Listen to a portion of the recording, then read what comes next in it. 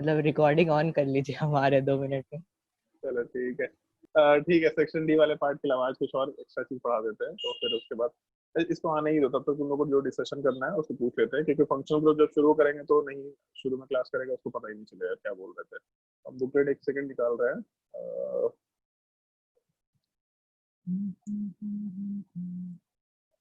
Booklet में तुम लोग के ऑर्गेनिक केमिस्ट्री, हाँ, सेक्शन डी वाला पार्ट तुम लोग को होमवर्क दिया था। सेक्शन डी में डी1 में कोई डाउट है तो पूछ सकते हैं, डी2 में कोई डाउट है तो पूछ सकते हैं, डी3 डी4 कोई डाउट है तो पूछ लो, डी1 डी2 डी3 डी4 चारों क्वेश्चन में कोई भी डाउट है तो पूछ सकते हैं।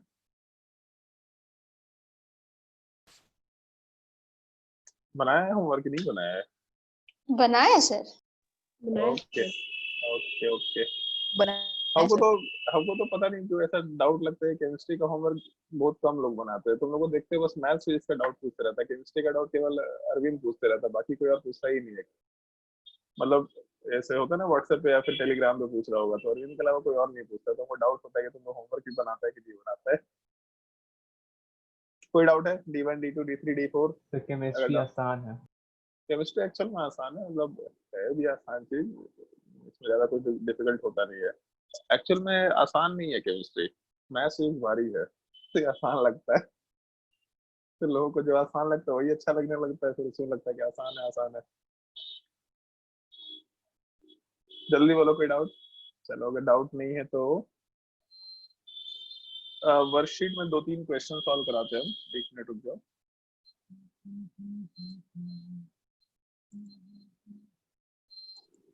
सर वर्कशीट बनाना सर क्या?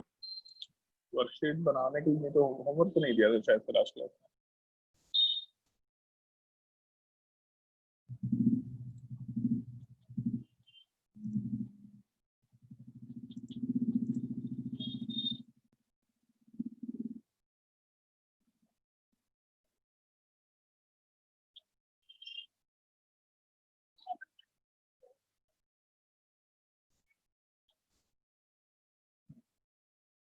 चलो ध्यान देते हैं। वर्कशीट में 2-3 क्वेश्चंस हैं जिनको ट्राई करना है तुम लोगों को बेसिकली। वर्कशीट 2 वाले पार्ट में, वर्कशीट 2 में क्वेश्चन नंबर 7 ट्राई करो, क्वेश्चन नंबर 8 9 12, ये 4 क्वेश्चन ट्राई करो। Question number 7 8 9 and 12। तो हम जूम कर देते हैं, बाकी अपने फोन में भी जूम कर सकते हो, कोई दिक्कत नहीं, ट्राई करके देखो क्वेश्चन।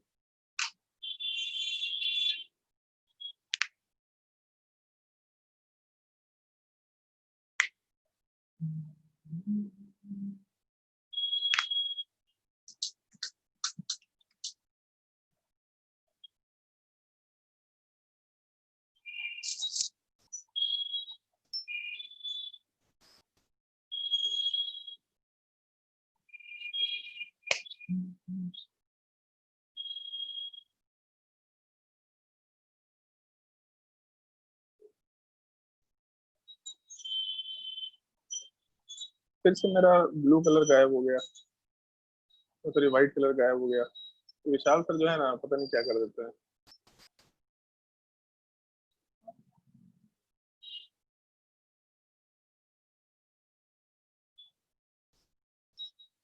तो ग्रे कलर है, व्हाइट तो है नहीं।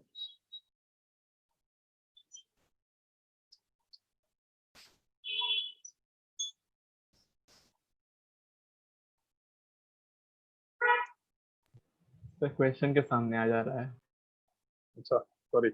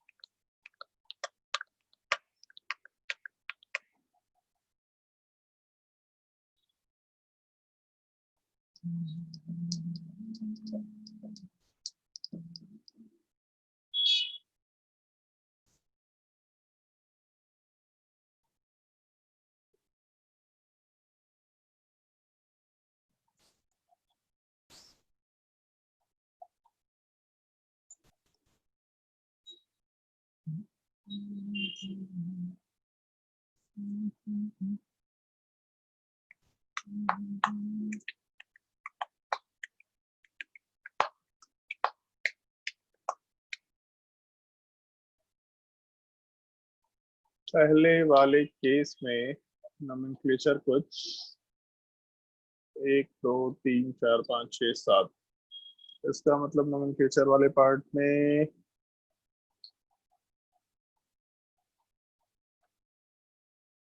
Hep1 इन होना चाहिए था।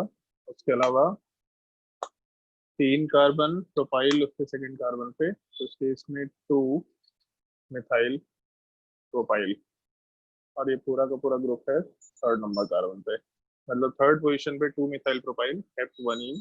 क्वेश्चन नंबर 7 में आंसर होना चाहिए। जहाँ भी डाउट होगा आराम से पूछ सकते हैं।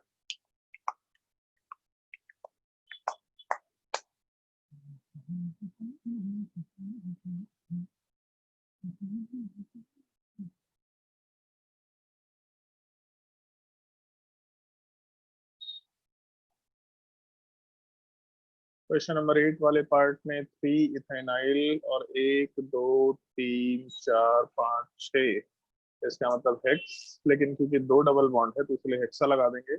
और हेक्सा के अलावा 1 पोजीशन और 5 पोजीशन, हेक्सा 1,5 और 2 डबल बॉन्ड है तो इसलिए डाई इन वर्ड आराम से मेंशन कर सकते हैं। 3 इथेनाइल हेक्सा 1,5 डाई इन। आगे ट्राई करो क्वेश्चन।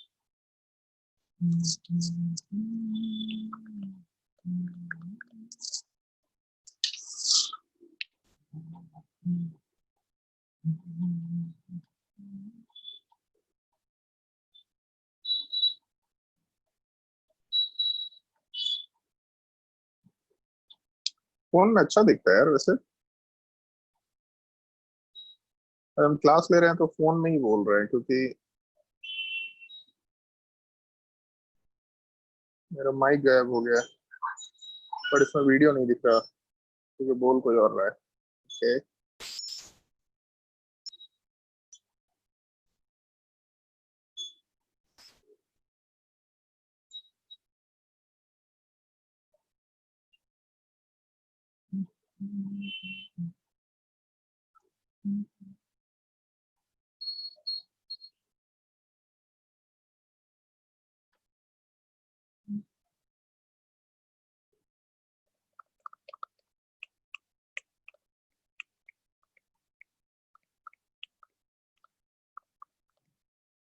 क्वेश्चन नंबर 9 वाले पार्ट में पेरेंट चेन तो ये होना चाहिए क्योंकि longest carbon chain with maximum saturation है, और उसके बाद नंबरिंग करेंगे तो इधर से 3 उधर से 3, कोई फर्क नहीं पड़ रहा है। इसका मतलब फोर्थ पोजीशन पे इथीन ग्रुप है, 4 इथेनाइल, और उसके अलावा नंबरिंग वाले पार्ट में 3 3 6 और 1 7, इसका मतलब हेप्ट, और हेप्ट के सेकंड पोजीशन पे इन है, और third fourth fifth fifth position पे आइन है। तो नोमेनक्लेचर में 4 इथेनाइल हेप्ट 2 इन 5 आइन, ये नोमेनक्लेचर यूज कर सकते हैं। इनकी 3 क्वेश्चंस में अगर किसी को डाउट है तो आराम से पूछ सकता है, और नहीं तो क्वेश्चन नंबर 12 ट्राई करो।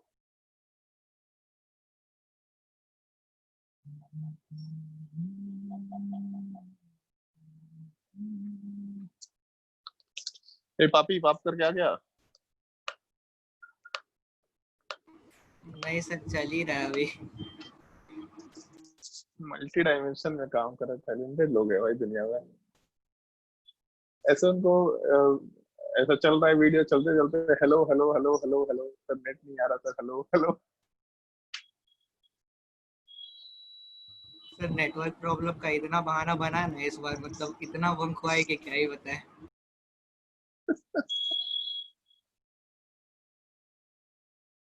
तो लोगों को बहाना बनाने नहीं आता सही से।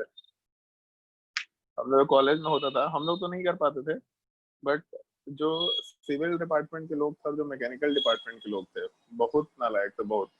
मतलब क्लास में लोग हल्ला करते थे, प्रोफेसर लोग ऐसा क्लास में बोल दिया कि जिसको नहीं पढ़ना क्लास से बाहर जा सर सकता थोड़ा है। ऊपर करिए ना, तो हम लोग शर्म के मारे नहीं जाते थे थोड़ा और। इतना। तो यस सर। हम लोग क्लास में शर्म के मारे बाहर नहीं जाते थे कि प्रोफेसर क्या सोचेंगे। सिविल और इलेक्ट्रिकल डिपार्टमेंट और मैकेनिकल डिपार्टमेंट के लोगों को अगर बोला जाता था कि जिसको पढ़ना नहीं हो बाहर चला जाएगा, उठ के चले जाते थे और आधा आधा क्लास चला जाता था क्लास से बाहर।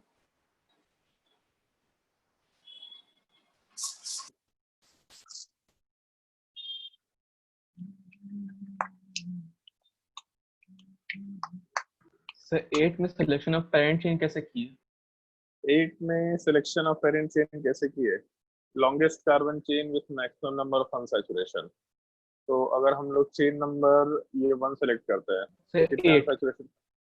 अच्छा सॉरी, क्वेश्चन नंबर 8 वाले पार्ट में longest carbon chain with maximum number of unsaturation, तो इसके इसमें क्या क्या ऑप्शन अवेलेबल है? तो ये चेन नंबर 1 अवेलेबल है, उसके अलावा ये ग्रीन वाला चेन अवेलेबल है, उसके अलावा ये ऑरेंज वाला चेन अवेलेबल है। ठीक है, अब इन तीन में अगर चेन नंबर 1 देखते हैं तो केस में कितने अनसैचुरेशन हैं?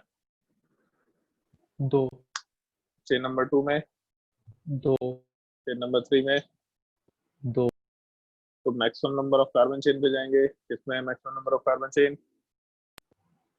2 और 3 दोनों में 6 6। 2 में कैसे 6 है? अच्छा हाँ, 2 में भी 6 है। चलो ठीक है, तो 2 और 3 दोनों में 6 है, तो इस 1 वाले पार्ट को छोड़ देते हैं। तो अगर 2 और 3 दोनों में 6 6 है तो उस केस में फिर हम लोग क्या कर सकते हैं? तो मैक्सिमम सब्स्टिट्यूएंट्स नंबर के ऑफ ऊपर जा सब्स्टिट्यूएंट। सकते हैं। तो सब्स्टिट्यूएंट भी सेम ही है। अगर हम लोग चेन नंबर 2 लेंगे तो ये सब्स्टिट्यूएंट बन जाएगा, और अगर चेन नंबर 3 लेंगे तो ये सब्स्टिट्यूएंट बन जाएगा। बात बराबर है। तो फिर हम लोग लास्टली देखे, जैसे एक चीज सोचो, देख के मालूम पड़ जाएगा कि जो स्ट्रक्चर है वो सिमेट्रिकल नेचर का है। अगर ढंग से देखो तो जैसे एक तरफ कार्बन डबल बॉन्ड कार्बन है, एक तरफ कार्बन ट्रिपल बॉन्ड कार्बन है, और नीचे हम लोग का ये स्ट्रक्चर है। तो इधर 3 कार्बन है, ये तो पेरेंट चेन का पार्ट होगा ही होगा, बट बाकी दोनों साइड सेम टाइप के नंबर ऑफ कार्बन है। तो अगर इसको 20 से डिवाइड करें तो सिमेट्रिकल डिवीजन है। अगर सिमेट्रिकल डिवीजन है तो सब कुछ सेम रहेगा, मतलब पोजीशन नंबरिंग सब कुछ सेम रहेगा। तो फिर लास्टली अल्फाबेटिकल ऑर्डर पे जाना पड़ेगा। तो जो डबल बॉन्ड है उसको ज्यादा प्रेफरेंस मिल जाएगा as compare to triple bond. तो ये अपना थर्ड नंबर वाला पार्ट अपना पेरेंट चेन बन जाएगा, सेकंड नंबर वाले पार्ट को छोड़ सकते हैं। ठीक है। यस। कंपाउंड में सिमेट्री ढूंढने की कोशिश करना, ऑल्दो जैसे ये कंपाउंड देख करके लग नहीं रहा था कि सिमेट्रिकल है, बट एक्चुअल में सिमेट्रिकल है, क्योंकि यहाँ से नीचे जाने के बाद ये स्ट्रक्चर तो कॉमन टाइप का स्ट्रक्चर है, यहाँ से 2 इक्वल डिवीजन है, तो सिमेट्रिकल स्ट्रक्चर निकल के आ जाएगा। सिमेट्रिसिटी से बहुत सारे क्वेश्चन बहुत इजीली सॉल्व हो जाते हैं, स्पेशली ऑर्गेनिक केमिस्ट्री वाले पार्ट में। और ऑप्टिकल आइसोमरिज्म में मजा भी आएगा तुम लोगों को बहुत। ऑप्टिकल आइसोमरिज्म, सॉलिड स्टेट, दोनों टॉपिक में काफी मजा आएगा।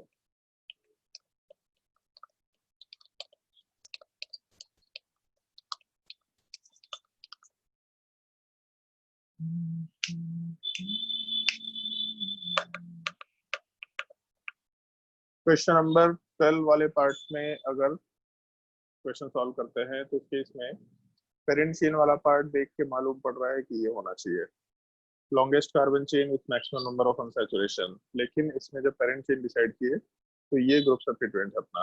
और लास्ट क्लास में बताए थे अगर डबल बॉन्ड CH2 सब्स्टिट्यूएंट होता है इस टाइप से, तो यहाँ वाले पार्ट पे अल्काइलिडीन वर्ड यूज करते हैं, लेकिन अगर CH2 होता है तो CH2 वाले पार्ट में हम लोग अल्काइलिडीन वर्ड यूज नहीं करते, मिथाइलिन वर्ड यूज करते हैं। तो अपने नोमेनक्लेचर वाले पार्ट में 1 2 3 4 5 6 का कार्बन चेन, और उसके नंबरिंग वाले पार्ट को हम लोग राइट साइड से कर सकते हैं आराम से। तो थर्ड नंबर पे हम लोग के मिथाइलिन है, C पे मिथाइलिन। और उसके अलावा हम लोग के पोजीशन वाले पार्ट में 1 2 3 4 5 6 वाले पार्ट में हम लोगों का हेक्स हो जाएगा, और 2 डबल बॉन्ड है तो हेक्सा 1 पोजीशन पे, और उसके अलावा 5th पोजीशन पे 2 डबल बॉन्ड है तो 1,5 डाइन आराम से वर्ड मेंशन कर सकते हैं। तो 3 मिथाइलिन हेक्सा 1,5 डाइन मेंशन किया जा सकता है। चलो, अगर यहाँ तक के पार्ट में कोई दिक्कत नहीं होगा तो फिर हम लोग आराम से फंक्शनल ग्रुप वाला पार्ट शुरू कर सकते हैं। और फंक्शनल ग्रुप वाले पार्ट में कुछ कुछ चीजों का बहुत प्रिसाइजली ध्यान रखना पड़ेगा। क्या क्या पॉइंट्स हैं, तो चीजों पे आते हैं हम लोग। लेक्चर नंबर 3 तो हो चुका, 4 भी हो चुका, लेक्चर नंबर 5 पे आना है ना। 1 मिनट।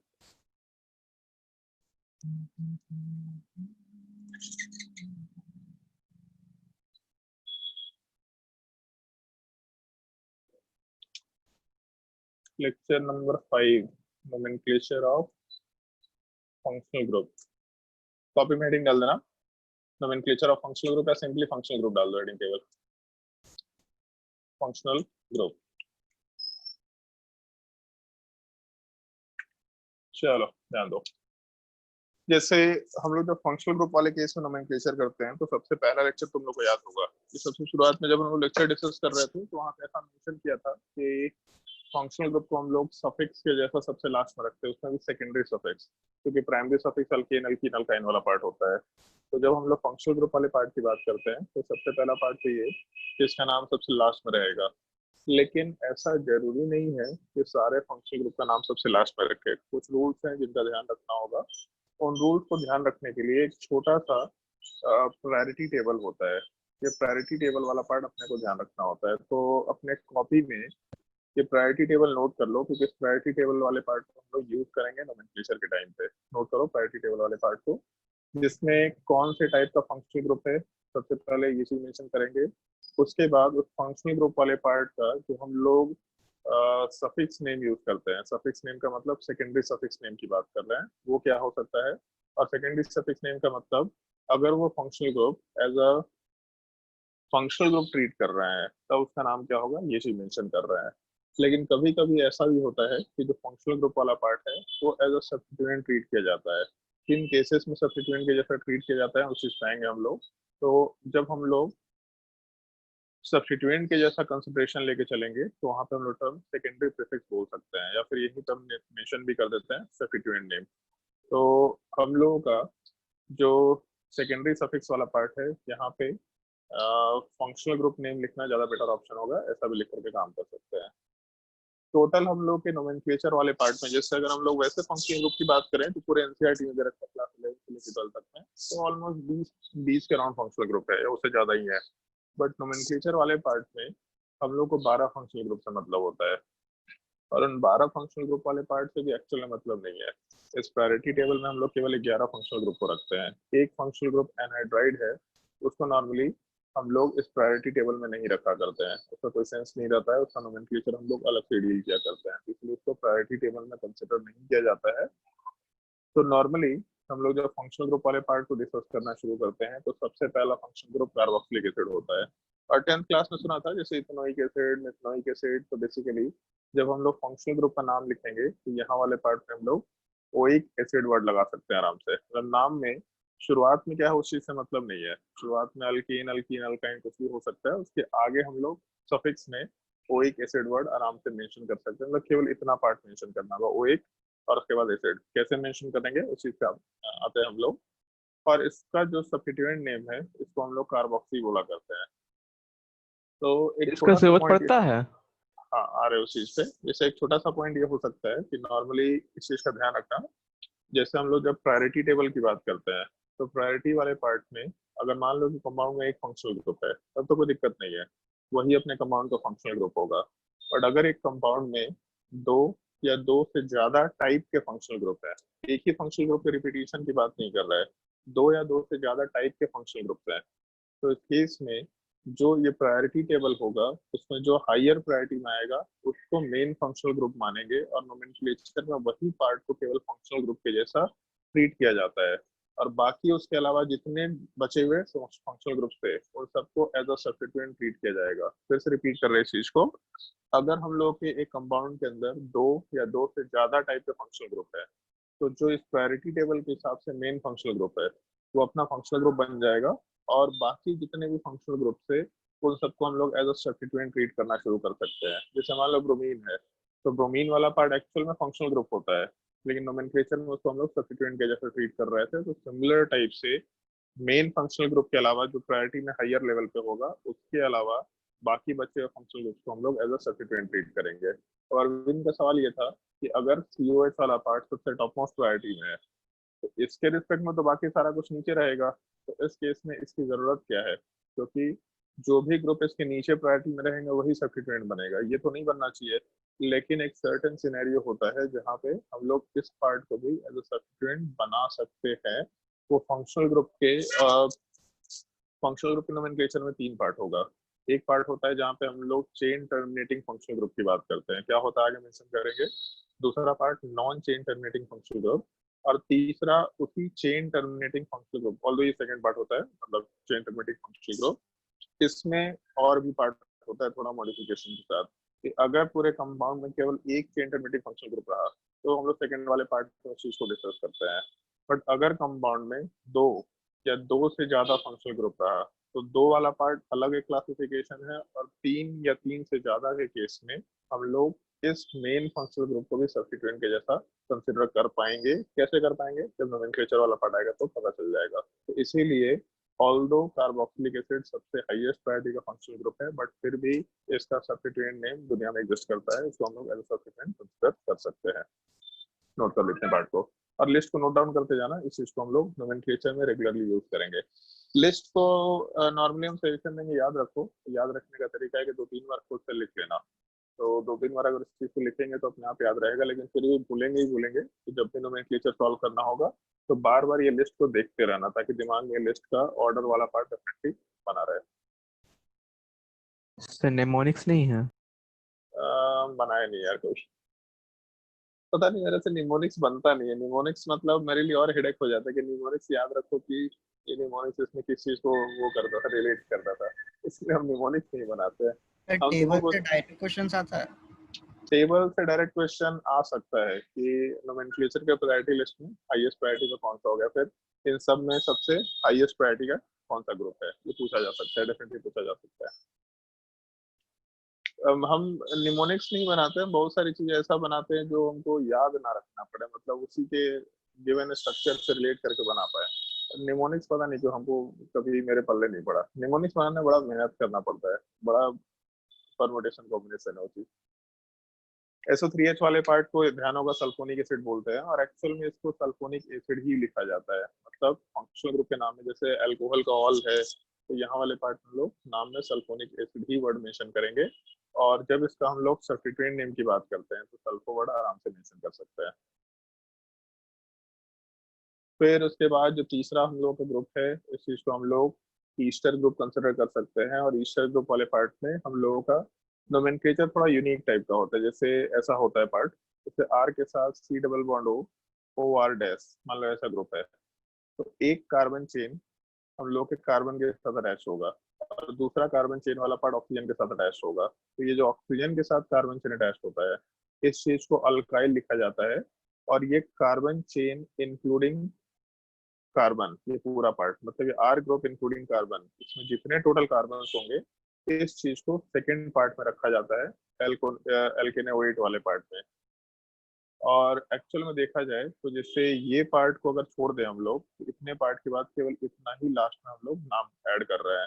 खैर हम लोग ईस्टर का नोमेनक्लेचर भी सबसे लास्ट में, जैसे कुछ स्पेसिफिक फंक्शनल ग्रुप है, ईस्टर, एनहाइड्राइड, अमाइड, और तुम्हारा ये क्या बोलते हैं, अमाइड के अलावा अमाइन वाला पार्ट, ये 4 फंक्शनल ग्रुप को हम लोग सबसे लास्ट में डिस्कस करेंगे, कुछ स्पेसिफिक फंक्शनल ग्रुप के जैसा, वहां पे नोमेनक्लेचर आएगा। बट अभी के लिए जब हमको सफिक्स लिखना है तो सफिक्स वाले पार्ट हम केवल O8 वर्ड मेंशन कर रहे हैं, ठीक है, इस चीज का थोड़ा ध्यान रखना, O8 वर्ड। बट अल्काइल भी रहता है, क्योंकि ऑक्सीजन के साथ कोई कार्बन चेन अटैच होना ही चाहिए, बट ये सफिक्स नहीं है, ये अल्काइल वाला पार्ट प्रीफिक्स के जैसा एग्जिस्ट करता है, तो इसीलिए इस चीज को यहाँ पर मेंशन नहीं कर रहे हैं, अभी के लिए केवल O8 मेंशन कर रहे हैं। और इसको जब एज अ सब्स्टिट्यूएंट कंसिडर किया जाता है तो एक चीज ध्यान रखना, जैसे तुम लोग एक चीज याद होगा, अगर हम लोग केवल इस ग्रुप की बात करते हैं, ईथर, अगर ये सब्स्टिट्यूएंट होता है तो यहाँ पे वर्ड हम लोग यूज करते थे एल्कोक्सी। और ये चीज ध्यान होगा कि जब ये ईथर वाला group carbon double bond oxygen से अटैच हो जाता है तो इस पूरे फंक्शनल ग्रुप वाले पार्ट को हम लोग ओवरऑल ईस्टर बोलना शुरू कर देते हैं। तो ये जो कार्बन डबल बॉन्ड ऑक्सीजन है, इसके लिए एक नाम यूज करते थे हम लोग, कार्बोनिल कार्बन।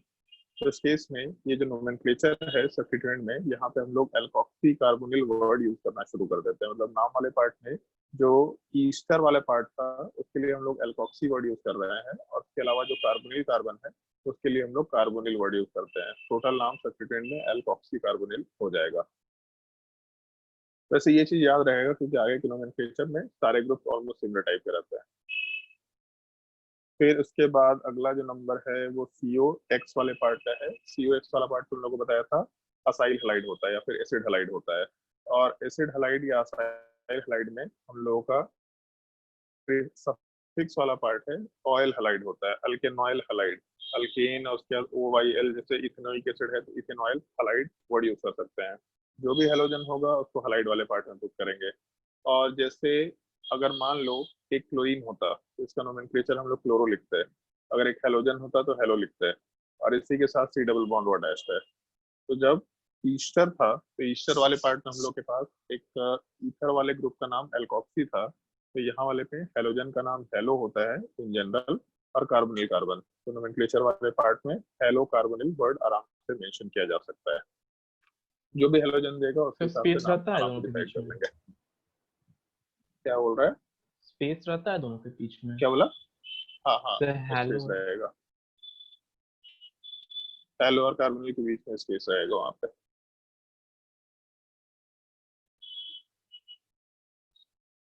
फिर उसके बाद 5 नंबर हम लोग कौन सा ग्रुप लेते हैं? अमाइड। चलो 5 नंबर वाले पार्ट में हम लोग शायद अमाइड लेते हैं। एक अमाइड और साइनाइड, इन दोनों में शायद से कंफ्यूजन हो रहा है, हमको देख लेते हैं। पहले अमाइड लेते हैं हम, जहाँ तक हमको ध्यान है। अमाइड वाले पार्ट में जो नाम हम लोग लिखते हैं वो सीधा अमाइड ही लिखा करते हैं, और इसका जो सब्स्टिट्यूएंट नेम है उस चीज को हम लोग कार्बामोइल लिखते हैं। कार्बा MOYL, ये पूरा नाम हम लोग सब्स्टिट्यूएंट नेम में रखते हैं। इसके जस्ट नीचे फिर CN का नंबर आता है, साइनाइड वाला पार्ट। और साइनाइड वाले पार्ट में हम लोग 2 नाम लिखा करते हैं, बट जो मेन नाम है वो नाइट्राइल लिखा जाता है, और नाइट्राइल के अलावा हम लोग साइनाइड नाम भी आराम से मेंशन कर सकते हैं। तो ये मेन नाम को हम हाईलाइट कर देते हैं, जैसे alkane nitrile, butane nitrile, pentane nitrile, nitrile word use किया करेंगे। बट उसके अलावा साइनाइड नाम भी चलता है, ब्यूटेन साइनाइड, ऐसा भी लिखने में कोई दिक्कत नहीं है। और इसका जो सब्स्टिट्यूएंट नेम वाला पार्ट है इस चीज को हम लोग साइनो बोला करते हैं। इस चीज का ध्यान रखना, और साइनाइड से ही आया है साइनो, लेकिन हम लोग मेन फंक्शनल ग्रुप के नोमेनक्लेचर में नाइट्राइल वाले पार्ट यूज करेंगे। आरविंद बोलो, विदाउट है। सर जो CN का C है हम लोग उसको मतलब जो रहता है रूट वर्ड हाँ, उसमें डालेंगे नाइट्राइल उसमें साइनाइड दोनों में? आएगा आएगा आएगा आएगा, रुक जा, वेट कर ले, आता है वैसे, अभी जब डिस्कशन यूज भी करेंगे। फिर उसके बाद CHO वाला पार्ट। CHO तो बचपन से सुनते जा सर रहे हैं। प्राइमरी सेकेंडरी और टर्शियरी हाइड्रोजन आइटम्स का रिएक्टिविटी ऑर्डर कैसे कर? ये कहाँ से सवाल आ गया तुम्हारे दिमाग में? कहाँ से, मतलब कौन से टॉपिक से रिलेटेड ये सवाल आया है? क्या पे? नहीं नहीं, ठीक है, कौन से टॉपिक से रिलेटेड सवाल है, क्योंकि अलग अलग रिएक्शंस के लिए अलग अलग ऑर्डर होता है, तो जिस टॉपिक से रिलेटेड सवाल पूछेगा उसके हिसाब से आंसर देंगे। जो कौन से टॉपिक से सिर्फ इसी रिलेटेड सवाल है? टॉपिक में? इस टॉपिक में नोमेनक्लेचर में ऐसा रिएक्टिविटी नहीं होता है। मतलब कौन से रिएक्शन से, जैसे 10th क्लास में एक रिएक्शन है सब्स्टिट्यूशन रिएक्शन, जिसमें हम लोग हेलोजनेशन कराते हैं। अगर उस टॉपिक के हिसाब से बात करेंगे तो रिएक्टिविटी थोड़ा अलग होगा वहाँ पे भी एक्चुअल में रिएक्टिविटी में जैसे हम लोग 3 डिग्री 2 डिग्री 1 डिग्री बोलते हैं, मतलब प्राइम टर्शियरी का रिएक्टिविटी ज्यादा होता है, फिर सेकेंडरी का, प्राइमरी का। बट आगे और भी रिएक्शंस आएंगे जिसमें मालूम पड़ेगा वो ऑर्डर का कोई सेंस नहीं बनता है, वो ऑर्डर वाला पार्ट चेंज भी हो सकता है। ठीक है, तो ऐसा कुछ फिक्स नहीं है, डिपेंड करेगा रिएक्शन के नेचर पे, उसके हिसाब से डिसाइड करेंगे हम लोग। फिर उसके बाद CHO वाला पार्ट एल्डिहाइड है, उसका नाम मालूम होगा वो तुम लोग को। अमाइड का जो क्या बोलते हैं, ये कार्बोनिल है कि क्या है सर? क्या है? कार्बामोइल। Carbamoyl MOYL। एल्डिहाइड वाले पार्ट में अल वर्ड यूज करते हैं, और इसके जगह पे जब इसका सब्स्टिट्यूएंट नेम यूज करेंगे तो हम लोग फॉर्माइल यूज किया करते हैं। बट इसके अलावा एक और नोमेनक्लेचर चलता था पुराने टाइम पे, एल्डो, बट नेम फॉर्माइल ध्यान रखना है, यही हम लोग करेंटली यूज किया करते हैं। मेन नाम फॉर्माइल चलेगा हम लोग का। एल्डो वर्ड अगर कहीं मिल जाता है तो कंफ्यूजन नहीं होना चाहिए।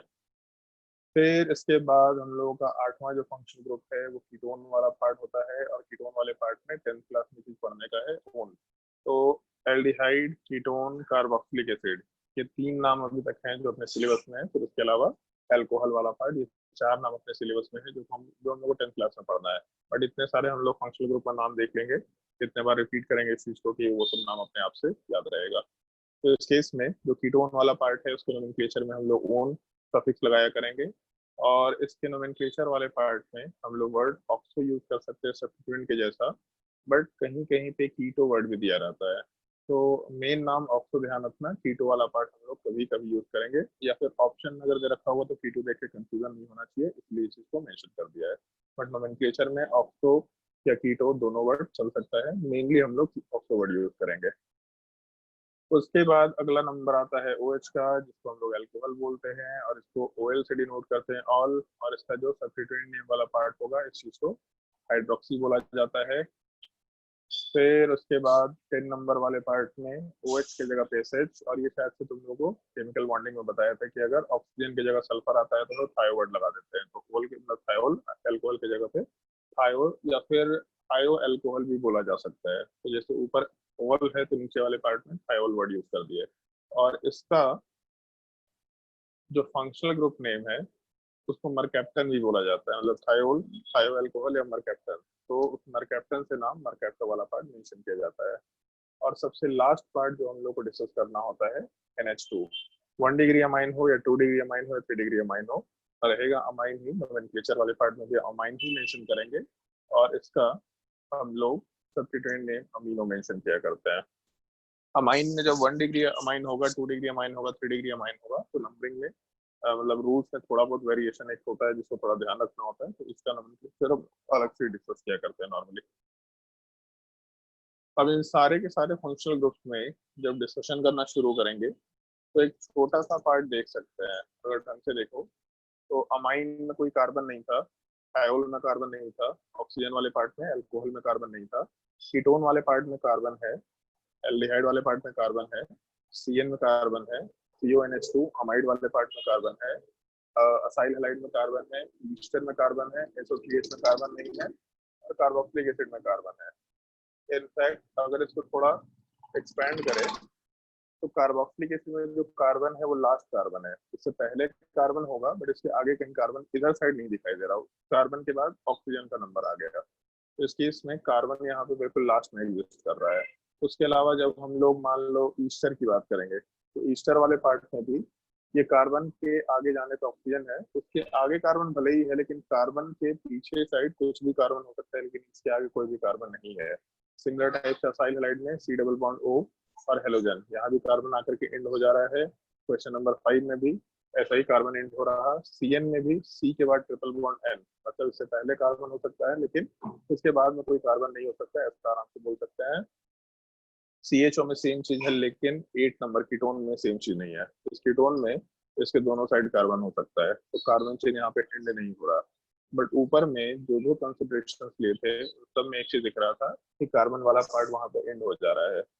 तो हम लोग ये जो 11 नाम है, इन 11 नाम वाले पार्ट को नोमेनक्लेचर करते वक्त 2 पार्ट में डिवाइड किया करते हैं, जिसमें से एक पार्ट को हम लोग चेन टर्मिनेटिंग फंक्शनल ग्रुप बोलेंगे और दूसरे पार्ट को हम लोग non chain terminating functional group बोलेंगे। ये चीज भी अपने को लिस्ट वाइज ध्यान रखना होता है। सबसे पहला part chain terminating functional group,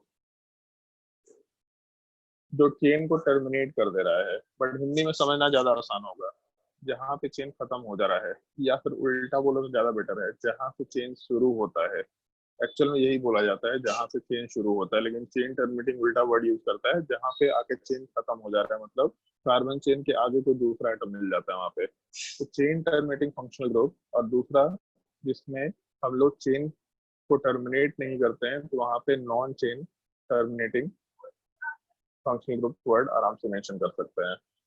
तो दोनों लिस्ट याद रखना होगा। पहला चीज ये कि हम लोगों का प्रायोरिटी का ऑर्डर क्या है, और दूसरा चीज चेन टर्मिनेटिंग है कि नॉन चेन टर्मिनेटिंग है। ऑल्दो वैसे ये पार्ट याद रखना बहुत आसान सा काम है। चेन टर्मिनेटिंग फंक्शनल ग्रुप वाले पार्ट में हम लोग कार्बोक्सिलिक एसिड रखते हैं COH, उसके अलावा फिर हम लोग का ईस्टर वाला ग्रुप था, फिर उसके अलावा हम लोग का असाइल हैलाइड वाला पार्ट था, फिर अमाइड वाला पार्ट था, उसके अलावा साइनाइड वाला पार्ट था और एल्डिहाइड वाला पार्ट था। Total 6 functional group. और दूसरे वाले साइड में SO3H। फिर उसके बाद हम लोगों का फंक्शनल ग्रुप वाले पार्ट में अगर हम लोग कंसिडरेशन लेके चले तो कीटोन का नंबर था हम लोग के पास, तो कीटोन वाले पार्ट को रिप्रेजेंट कर लेते हैं। फिर उसके बाद हम लोग का थायोल वाला पार्ट था, सॉरी थायोल नहीं, अल्कोहल लिख देते पहले, अल्कोहल था, थायोल था और सबसे लास्ट में अमाइन वाला पार्ट था। टोटल 11 फंक्शनल ग्रुप अपने एग्जिस्ट कर रहे हैं। अब इन सब में एक चीज का ध्यान दो, अगर हम लोग चेन टर्मिनेटिंग फंक्शनल ग्रुप की बात करें तो ये सारे के सारे फंक्शनल ग्रुप वाले पार्ट पे कार्बन वाला पार्ट एग्जिस्ट कर रहा है, कंटेन्स कार्बन। तो जो अपने 11 फंक्शनल ग्रुप हैं उन 11 फंक्शनल ग्रुप को याद रखते वक्त चेन टर्मिनेटिंग है कि नॉन चेन टर्मिनेटिंग, बस वो फंक्शनल ग्रुप देख लो जिसमें कार्बन एग्जिस्ट कर रहा है, एक्सेप्ट कीटोन, क्योंकि कीटोन के दोनों side carbon chain continuously exist कर सकता है। तो इसलिए हम लोग कीटोन को चेन टर्मिनेटिंग फंक्शनल ग्रुप में नहीं रखते हैं, बाकी सारे फंक्शनल ग्रुप को रखते हैं। हाँ, नो कोई डाउट हो तो पूछो। सर सीएन के बाद एक एनसी भी था ना, तो एनसी का क्या होगा, चेन टर्मिनेटिंग या नॉन टर्मिनेटिंग? एनसी वाले पार्ट को हम लोग कंसिडर नहीं करते हैं अपने नोमेनक्लेचर के प्रायोरिटी टेबल में, एटलीस्ट अपने स्कोप में कंसिडर नहीं करता है फाइनाइट वाले पार्ट को। ठीक है, वैसे रहेगा क्या, तो जैसे इसमें एक्चुअल में कार्बन चेन आर्क इस साइड होता है, तो इसलिए हम लोग यहाँ वाले पार्ट में कार्बन चेन को रोक ही देते हैं, वहां के आगे तो कार्बन एग्जिस्ट नहीं कर सकता, तो इससे रोकने ही सही रहता है वहां पे। बट नोमेनक्लेचर में इसको फंक्शनल ग्रुप में हम लोग कंसिडर नहीं कर रहा होता, तो कोई दिक्कत नहीं। नाम लिखा जाता है आइसोसाइनाइड, बट कंसिडर नहीं कर रहा होता, अपने अपने सिलेबस के हिसाब से कंसिडर नहीं कर रहा होता। सर हाँ, सर COR क्यों नहीं हुआ नॉन चेन टर्मिनेटिंग? COR क्यों नहीं हुआ नॉन चेन टर्मिनेटिंग? क्योंकि इसमें जैसे इसके इस साइड में कार्बन तो है, बट वो ऑक्सीजन वाले पार्ट से अटैच होता है। पेरेंट चेन वाला पार्ट यहाँ तक हम लोग कंसिडर कर सकते हैं, मतलब मान लो कि जो कार्बोनिल कार्बन है उससे पहले, मतलब उस कार्बोनिल कार्बन से अटैच अगर कार्बन चेन है तो ये पार्ट तो यहीं तक एंड हो गया, उसके बाद ऑक्सीजन का नंबर आ गया, तो इसीलिए उसको चेन टर्मिनेटिंग में रखा गया है। उसके आगे कार्बन तो है, लेकिन वो कार्बन वाला पार्ट ऑक्सीजन के ब्रेकिंग के बाद शुरू हो रहा है, यहाँ पे बीच में कार्बन का लिंकेज नहीं है, तो इसीलिए शायद रखा गया हुआ उसको।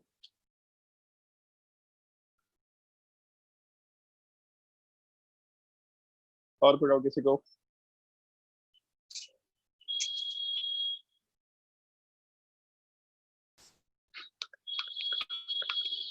वैसे एक छोटा सा पार्ट मेंशन करते हैं तुम लोगों को, ये नोमेनक्लेचर तुम्हारे काम का नहीं है, लेकिन तुम लोगों को एग्जांपल बताएंगे हम। जैसे अगर मान लो इस कंपाउंड की बात करते हैं तो ये ईथर कंपाउंड है, जब नोमेनक्लेचर करते हैं तो ये मान लो पेरेंट चेन हो गया और ये सब्स्टिट्यूएंट हो गया, तो आराम से नोमेनक्लेचर वाले पार्ट में हम लोग 3 का कार्बन चेन ले लेते हैं, ज्यादा बेटर होगा। ये पार्ट अपना पेरेंट चेन हो गया और हमेशा एल्कोक्सी ग्रुप सब्स्टिट्यूएंट होता है, तो नॉर्मली ये कंसिडर किया जाता है कि ऑक्सीजन के दोनों तरफ के कार्बन चेन में पेरेंट चेन डिसाइड करो, तो अल्कीन वाला ही पार्ट पेरेंट चेन है, क्योंकि ये ऑक्सीजन वाला ग्रुप आइदर इसके साथ सब्स्टिट्यूएंट बनाएगा या फिर ये दूसरे वाले साइड में सब्स्टिट्यूएंट बनाएगा। तो अगर हम लोगों का पेरेंट चेन ये ब्लू वाला पार्ट है तो उसका सब्स्टिट्यूएंट ब्लू कलर से मेंशन कर दिया, और अगर पेरेंट चेन ये रेड वाला पार्ट है तो सब्स्टिट्यूएंट वाला पार्ट रेड से मेंशन कर दिया। ये 2 पॉसिबिलिटी हो सकता है। तो जब हम लोग नोमेनक्लेचर करेंगे तो अल्केन के हिसाब से लॉन्गेस्ट कार्बन चेन वाले पार्ट को लेते हैं हम लोग, मतलब ये ब्लू वाला जो पार्ट है ये पेरेंट चेन होना चाहिए, रेड वाला पार्ट नहीं होना चाहिए। नोमेनक्लेचर का बेसिक सा रूल है। सर अगर लेफ्ट सॉल्व साइड करेंगे तो मालूम पड़ जाएगा। सर अगर लेफ्ट लेफ्ट साइड साइड एक और कार्बन अटैच्ड होता इसी में, ईथर में, और अगर उसमें डबल बॉन्ड रहता, हाँ और फिर अगर हम लोग को इस हाँ, कंपाउंड का डीयू निकालना होता, तो हम लोग सिर्फ पेरेंट चेन का कंसीडर करते या सारा कार्बन का कंसीडर करते? डीयू तक सुनाई दिया, उसके आगे सुनाई दिया। अगर इस कंपाउंड का डीयू निकालना होता तो सिर्फ पेरेंट चेन वाला कार्बन का कंसीडर करते या सारा कार्बन का कंसीडर करते? अनूप आवाज नहीं आया। अगर इस कंपाउंड का डीयू निकालना था तो सर तो सिर्फ पेरेंट चेन का कार्बन का कंसीडर करते या फिर सारा? डीयू का मतलब क्या होता है, पूरे कंपाउंड के अंदर अनसैचुरेशन का यूनिट, तो पूरे कंपाउंड के अंदर एक अनसैचुरेशन का यूनिट है, तो डिग्री ऑफ अनसैचुरेशन 1 हो जाएगा। अगर डीयू की बात करते हो तो उसमें पेरेंट चेन से मतलब नहीं होता है, कंपाउंड से मतलब होता है, जबकि नोमेनक्लेचर में पेरेंट चेन से मतलब होता है। और एक चीज है कि अगर मान लो इसी कंपाउंड को नोमेनक्लेचर करते तो आइदर ये पार्ट अपना पेरेंट चेन बनता और ये पूरे पार्ट को सब्स्टिट्यूएंट बनाना पड़ता, एक पॉसिबिलिटी हाँ था। सर, तो नाम में तो हम लोग एन लिखेंगे ना? सब्स्टिट्यूएंट कोई भी बनाओ, उससे कोई दिक्कत नहीं है। हाँ बोलो। सर नाम में अगर नोमेनक्लेचर में हम लोग एन लिखेंगे तो फिर उसको सैचुरेटेड कैसे बोल सकते हैं? नाम में एन क्यों लिखेंगे हम लोग, अगर यहाँ पे पेरेंट चेन ये बन गया तो नाम में तो इन आएगा ना। अगर डबल बॉन्ड है तो अल्केन का नोमेनक्लेचर रहा नहीं, अल्कीन का नोमेनक्लेचर हो गया। तो पेरेंट चेन वाला पार्ट अपना अल्कीन बनेगा, तो नाम में ईन आएगा, है कि नहीं। और अगर मान लो कि तुम्हारे हिसाब से बात करते भी हैं तो उस केस में जैसे एल्कोक्सी वाला वाला पार्ट है, वैसे आज तक हम खैर ऐसा नाम देखे तो नहीं है, बट शायद हो सकता है एल्किनॉक्सी होना चाहिए, कि अगर मान लो ऐसा सब्स्टिट्यूएंट होता, ये पार्ट सब्स्टिट्यूएंट होता, तो इस केस में एल्कोक्सी तो वर्ड नहीं हो सकता था, क्योंकि उसमें अल्केन वाला पार्ट हुआ करता था। तो यहाँ पे अल्कीन वाला पार्ट है, तो अल्किनॉक्सी वाला पार्ट कुछ ऐसा नाम होना चाहिए, तो यहाँ से अनसैचुरेशन वाला पार्ट अपना कवर हो जाता। सर अभी वाले केस में जो तुम्हारा सिनेरियो है, इसमें ये पेरेंट चेन है और सब्स्टिट्यूएंट वाला पार्ट ऐसा दे रखा, तो नोमेनक्लेचर वाले पार्ट में अगर हम लोग के पास 2 का कार्बन चेन है तो आराम से इथीन बोल सकते हैं, और इसके अलावा ऑक्सीजन से 3 का कार्बन चेन अटैच है, इसका मतलब प्रोप वाला पार्ट, तो प्रोपॉक्सी वर्ड आराम से यूज कर सकते हैं, प्रोपॉक्सी इथीन। लेकिन आगे जाने के बाद कुछ क्वेश्चन सॉल्व कराएंगे, जैसे मान लो यहाँ एक ऑक्सीजन था, तब तो कोई दिक्कत नहीं है, लेकिन अगर यहाँ पे एक और ऑक्सीजन हुआ और ये पेरेंट चेन वाला पार्ट इस टाइप से कंटिन्यू किया, तो नॉर्मली कंसिडर ऐसा किया जाता है कि यहाँ से लेके यहाँ तक कितने एटम्स है वो सारे कार्बन के जैसे होंगे, मतलब ये भी कार्बन माना जाएगा, ऑक्सीजन को भी कार्बन माना जाता है। तो 1 2 3 4 5 6 7 8, मतलब ऑक्सीजन को भी कार्बन के जैसा कंसिडर करते हुए नोमेनक्लेचर किया जाता है। बट वहाँ पे जो ऑक्सीजन वाला पार्ट ये इथर के जैसा है, ये इथर वाले पार्ट का नाम थोड़ा चेंज हो जाता है, मतलब वहाँ पे एल्कोक्सी वर्ड यूज नहीं करते, हम लोग ऑक्सा वर्ड यूज करते हैं। और सेम टाइप से नाइट्रोजन में भी एक कंसिडरेशन होता है, जैसे अगर मान लो नाइट्रोजन की तरफ इस तरीके से कार्बन चेन वाला पार्ट एग्जिस्ट कर रहा है, तो यहाँ पे हम लोग अजा वर्ड यूज करते हैं। ऑल्दो ये दोनों अपने सिलेबस में नहीं है, बट एक दो एग्जांपल मेंशन करेंगे, ऑक्सा वर्ड और दूसरा अजा वर्ड, और इसमें नाइट्रोजन को इंक्लूड करके पूरे कार्बन चेन को कंसिडर किया जाता है। लेकिन बहुत ही स्पेसिफिक टाइप का नोमेनक्लेचर है, उसको हम लोग जनरली यूज नहीं किया करते हैं। तो हम लोग चेन टर्मिनेटिंग और non chain terminating functional group वाले पार्ट की बात कर रहे थे। चेन टर्मिनेटिंग फंक्शनल ग्रुप और non chain terminating functional group वाले पार्ट में एक छोटा सा कंसिडरेशन बस ये ध्यान रखना है कि जिन फंक्शनल ग्रुप में कार्बन है उसको हम लोग चेन टर्मिनेटिंग बोलेंगे, और दूसरा वाला part non chain terminating functional group हो जाएगा। इसके बाद कुछ कुछ रूल्स हैं, रूल्स हम केवल मेंशन कर रहे हैं। तो रूल्स वाले पार्ट में जैसे सबसे पहला पार्ट तो हम लोग पेरेंट चेन वाला पार्ट डिसाइड करना होता है, लेकिन पेरेंट चेन को डिसाइड करने से पहले हम लोग फंक्शनल ग्रुप क्या से रिलेटेड क्या रूल्स होता है इस चीज का थोड़ा ध्यान रखे होते हैं। तो बस एक छोटा सा पॉइंट ध्यान रखना, in case of more than one type of functional group, more than one type of functional group, the functional group higher in priority, ये वैसे डिस्कस कर चुके हैं, higher in priority becomes the main functional group And other are treated as And- substituent. and the remaining functional groups will be considered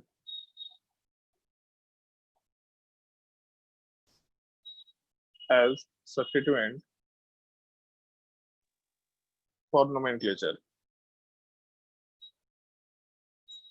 For nomenclature, nomenclature के लिए केवल उसको substituent लेंगे। फंक्शनल ग्रुप वो है अपना प्रॉपर्टी भी शो कर रहा है, अल्कोहल है तो अल्कोहल प्रॉपर्टी शो करेगा अपना, लेकिन नोमेनक्लेचर के टाइम पे उसको हम लोग एज अ सब्स्टिट्यूएंट ट्रीट करते हुए काम करेंगे। ये एक छोटा सा रूल है जिसको हम लोग को थोड़ा ध्यान रखते हुए काम करना होता है। और इस रूल के बाद फिर हम लोग बाकी मेन पार्ट में जा सकते हैं, जिसके नोमेनक्लेचर वाले पार्ट में सबसे पहला पार्ट हम लोग मेंशन कर सकते हैं, नोमेनक्लेचर ऑफ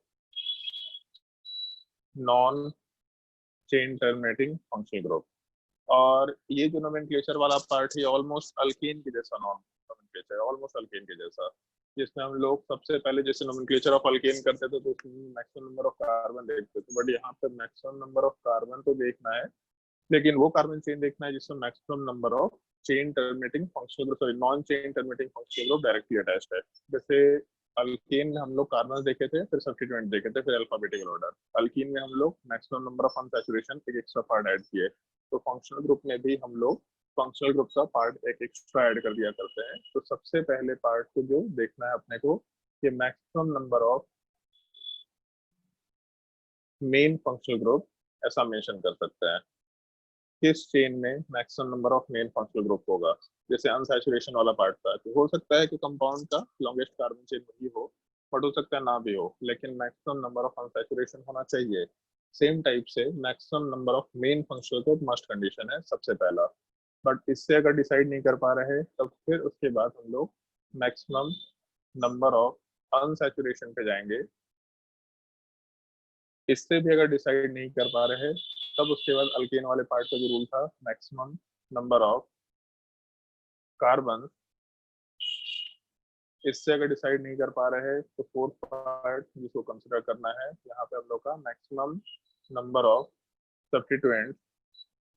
उसके बाद फिर हम लोग पोजीशन ऑफ फंक्शनल ग्रुप की बात कर सकते हैं। फिर तो इसके नीचे हम केवल पोजीशन लिख देते हैं, ऑल्दो इसकी जरूरत नहीं पड़ती है, बट ठीक है। पोजीशन ऑफ फंक्शनल ग्रुप, अगर ये भी नहीं हो पाया तो उसके सिर्फ पोजीशन ऑफ अनसैचुरेशन, और अगर इससे भी डिसाइड नहीं हो पा रहा तब उस केस में फिर हम लोग पोजीशन ऑफ सब्स्टिट्यूएंट की बात कर सकते हैं। और अगर इससे भी डिसाइड नहीं हो पा रहा तब उसके बाद सबसे लास्ट हम लोग नॉर्मली अल्फाबेटिकल ऑर्डर वाले पार्ट को कंसिडर करते हुए काम करेंगे। तो जब अल्फाबेटिकल ऑर्डर को कंसिडर करेंगे तो पहले अनसैचुरेशन देखेंगे, क्योंकि फंक्शनल ग्रुप तो एक ही रहेगा, उसमें कोई दिक्कत नहीं है। बट अनसैचुरेशन में अल्कीन अल्काइन हो सकता है, और अगर केवल अल्कीन है तो फिर हम लोग सब्स्टिट्यूएंट के अल्फाबेटिकल ऑर्डर को कंसिडर करते हुए काम कर सकते हैं।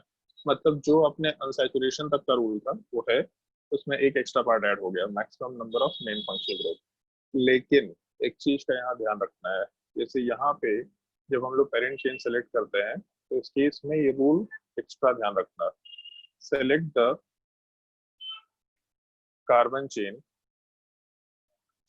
थोड़ा ऊपर करिए ना सर।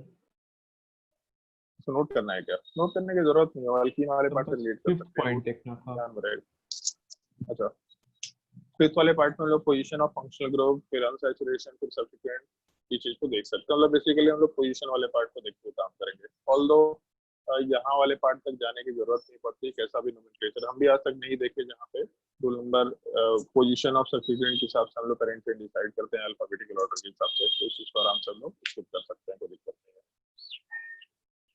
इसमें ये पॉइंट का ध्यान रखना, select the carbon chain with maximum number of main functional group including maximum number of unsaturation. ये एक पार्ट का ध्यान रखना। मतलब लॉन्गेस्ट कार्बन चेन तो हम लोग को सेलेक्ट करना ही करना है, लेकिन उस लॉन्गेस्ट कार्बन चेन वाले पार्ट के सिलेक्शन के टाइम पे maximum number of main functional group cover होने के बाद अनसैचुरेशन अगर कवर हो पा रहा है तो अनसैचुरेशन को भी कवर करना है। मतलब कार्बन से मतलब नहीं है, लेकिन फंक्शनल ग्रुप, और उसके बाद अगर अनसैचुरेशन कवर हो सकता है तो अनसैचुरेशन को कवर करते हुए काम करना है। इस एक चीज का थोड़ा ध्यान रखते हुए काम करना होता है। जैसे मान लो कि एग्जाम्पल के थ्रू अगर काम करें,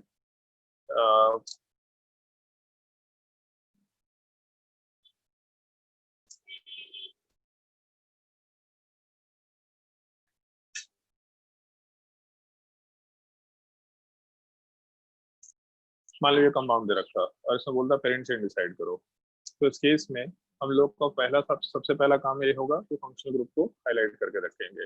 तो अपने पास दो फंक्शनल ग्रुप्स है, लेकिन दोनों सेम ही फंक्शनल ग्रुप है। तो अगर दोनों सेम फंक्शनल ग्रुप है तो प्रायोरिटी का कोई सेंस नहीं बनता है, यही अपना मेन फंक्शनल ग्रुप हो जाएगा, और कोई कंपाउंड में फंक्शनल ग्रुप नहीं है। तो जब पेरेंट चेन को डिसाइड करना होगा तो अपने पास तीन पॉसिबिलिटी है कि पेरेंट चेन 1 वाला पार्ट हो गया, उसके अलावा यहाँ पे पेरेंट चेन 2 वाला पार्ट हो गया, और ये पेरेंट चेन 3 वाला पार्ट हो गया। पेरेंट चेन 1, 2 और 3 को जब कंसिडर करना शुरू करेंगे तो longest carbon chain with maximum number of main functional group cover होना चाहिए। तो पेरेंट चेन 1 में केवल एक फंक्शनल ग्रुप अटैच्ड है, पेरेंट चेन 2 में भी एक फंक्शनल ग्रुप अटैच्ड है, जबकि पेरेंट चेन 3 वाले पार्ट में दोनों फंक्शनल ग्रुप अटैच्ड है। तो ये 1 वाला पार्ट और 2 वाला पार्ट पेरेंट चेन नहीं बनेगा, 3 वाले पार्ट को पेरेंट चेन आराम से बना सकते हैं। तो यहाँ पे अनसैचुरेशन से मतलब नहीं है, क्योंकि प्रायोरिटी में फंक्शनल ग्रुप का प्रायोरिटी हायर होता है, फिर उसके बाद हम लोग के अनसैचुरेशन का नंबर आता है। बट अगर इसी कंपाउंड वाले पार्ट में थोड़ा मॉडिफिकेशन करें,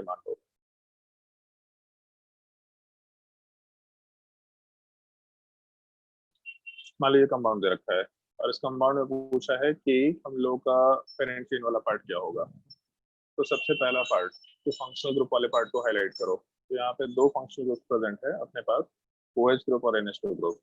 लेकिन अगर प्रायोरिटी टेबल के हिसाब से बात करें तो NH2 सबसे लास्ट में आता है 12वें नंबर पे, और OH वाला पार्ट थर्ड लास्ट में आता है 9th नंबर पे। तो इसका मतलब ये है कि OH वाला पार्ट अपना मेन फंक्शनल ग्रुप कंसिडर किया जाएगा, और एक बार OH मेन फंक्शनल ग्रुप हो गया तो NH2 वाले पार्ट को हम सब्स्टिट्यूएंट को ऑरेंज से डिनोट कर दिया करेंगे इसके आगे।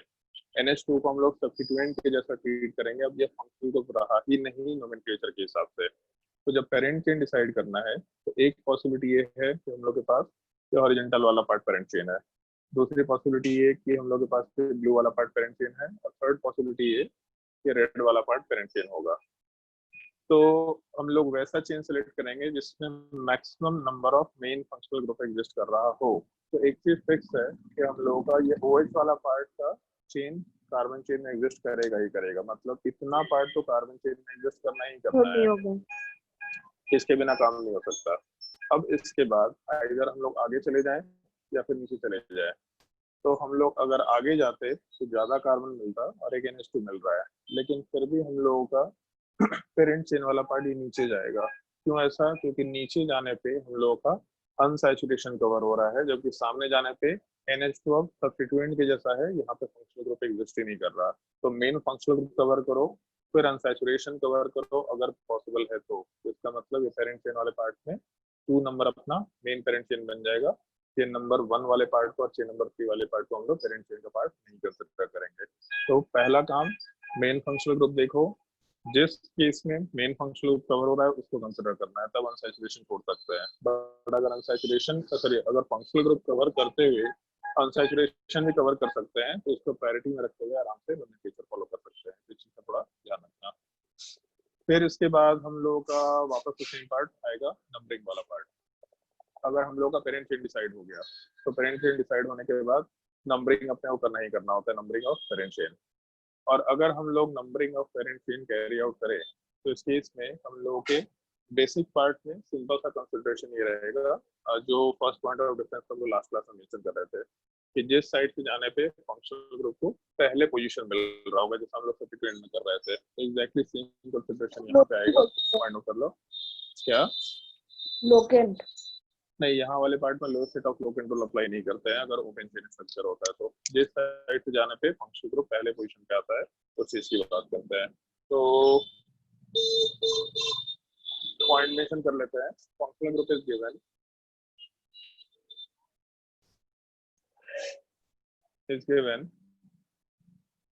The lowest number. Lowest number का मतलब अगर एक फंक्शनल ग्रुप है तो जहाँ से लोएस्ट नंबर मिल जाए। अगर 2 फंक्शनल ग्रुप है तो जिस साइड से जाना है पहले फंक्शनल ग्रुप वाला पार्ट मिले उस चीज को कंसिडर करेंगे हम लोग। अगर इससे डिसाइड नहीं हो पा रहा तब उस केस में फिर हम लोग आराम से अनसैचुरेशन वाले पार्ट के पोजीशन के हिसाब से काम करेंगे। एक मिनट। अगर अनसैचुरेशन से डिसाइड नहीं हो पा रहा तब उस केस में फिर हम लोग सब्स्टिट्यूएंट के पोजीशन वाले पार्ट पे जाएंगे। अगर सब्स्टिट्यूएंट वाले पार्ट से डिसाइड नहीं हो पा रहा तब उस केस में फिर हम लोग अल्फाबेटिकल ऑर्डर वाले पार्ट को आराम से फॉलो कर सकते हैं। तो अभी तक आइडिया लग गया तुम लोगों को कि हम लोग जो भी काम कर रहे हैं उसमें हम लोग एक एक्स्ट्रा स्टेप ऐड कर दिए थे जो हम लोग को कंसिडर करते चलना है फंक्शनल ग्रुप वाले पार्ट में। बाकी सारी चीजें वही पुरानी है जो हम लोग डिस्कस करते चल रहे थे। तो ऐसा एक चीज है जैसे non chain terminating functional group में इतने रूल्स है भी। चेन टर्मिनेटिंग फंक्शनल ग्रुप बड़ा आसान होता है। चेन टर्मिनेटिंग फंक्शनल ग्रुप वाले पार्ट में नंबरिंग का रूल बहुत ही सिंपल सा है, इसलिए उसका जब सवाल आता है तो नॉर्मली उसमें लोगों का कोई गलती नहीं होता है उसके रूल्स में। मतलब ये जो रूल्स अभी मेंशन किए पेरेंट चेन वाला पार्ट, इसमें भी कुछ सोचना नहीं होगा उसमें बहुत ज्यादा। और वहाँ वाले पार्ट में हम लोग के नंबरिंग का तो फंडा बहुत ही सिंपल सा होता है, तो वहाँ पे नोमेनक्लेचर आसानी से हो जाएगा। केवल एक छोटे से रूल में मॉडिफिकेशन होगा, वो क्या मॉडिफिकेशन होगा नोमेनक्लेचर वाले पार्ट में डिस्कस करेंगे हम लोग। इसके नीचे 1-2 पॉइंट ध्यान रखना होता है जो हम लोग कंसिडर कर सकते हैं। जैसे एक पॉइंट ये name of the functional group is written along with their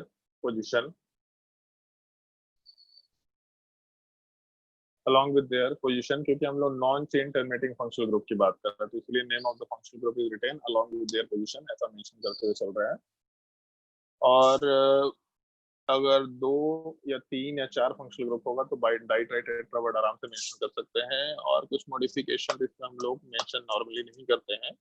हाँ बस एक चीज है अगर मान लो जैसे अल्केन अल्कीन अल्काइन है और फंक्शनल ग्रुप वाला पार्ट जैसे ओइक एसिड हुआ, तो इस केस में अगर ई के बाद ओ वाला पार्ट आ रहा है तो यहाँ से ई वाले पार्ट को हटा दिया करते हैं हम लोग। कंप्लीट नाम हम लोग ऐसा अल्केनोइक एसिड वर्ड मेंशन करते हुए काम कर लेते हैं। तो ये छोटा सा रूल है जिसको थोड़ा ध्यान रखते हुए काम करना।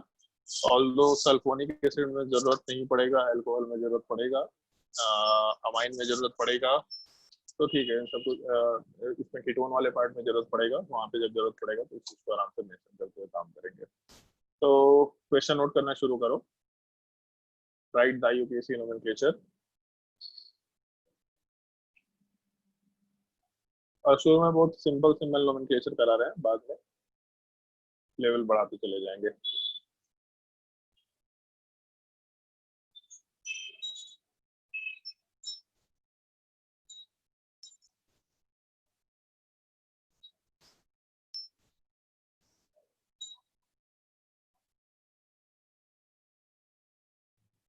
फटाफट ट्राई करते जाओ क्वेश्चन, बहुत ही सिंपल सिंपल क्वेश्चन है।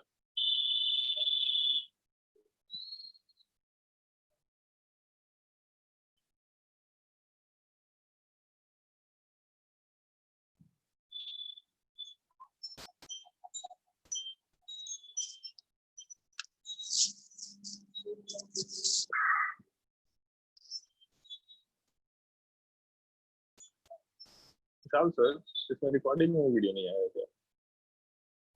आएगा? हाँ, पता नहीं है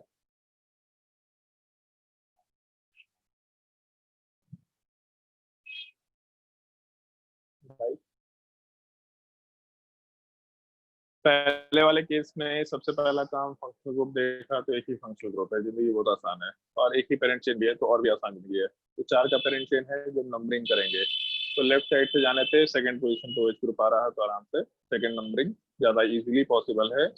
4 का कार्बन चेन, इसका मतलब ब्यूट, अल्केन है इसलिए ब्यूटेन, और इसके सेकंड पोजीशन पे OH ग्रुप है तो ब्यूटेन टू ऑल मेंशन कर सकते हैं। वैसे पुराने कन्वेंशन में ये भी नाम चलता था, टू ब्यूटेनॉल, इसमें भी कोई गलती नहीं है। क्वेश्चन नंबर 2 वाले पार्ट को जब कंसिडर करेंगे तो क्वेश्चन नंबर 2 वाले पार्ट में हम लोग का एक ही पेरेंट चेन है और एक ही फंक्शनल ग्रुप है, तो यहाँ पे भी जिंदगी आसान है। बस नंबरिंग वाले पार्ट में थोड़ा सा मॉडिफिकेशन है इसमें।